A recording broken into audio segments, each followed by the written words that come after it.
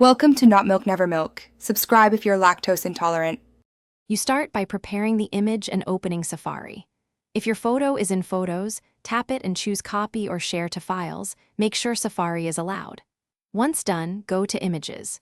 Google, Com in Safari and tap the Share icon, then Request Desktop Site.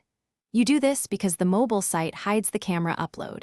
Requesting Desktop reveals the Upload button so you can continue the reverse search without installing apps, or if you prefer, you can use Chrome as an alternate browser.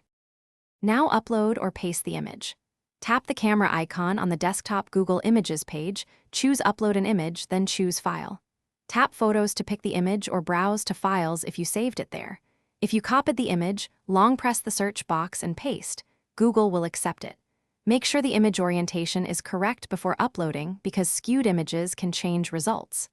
Once uploaded, Google processes visual matches and you'll see similar images, sizes, and possible source pages. Finish by reviewing the results carefully. Look at visually similar images, click sizes to find higher resolution variants, and open linked pages to verify original context.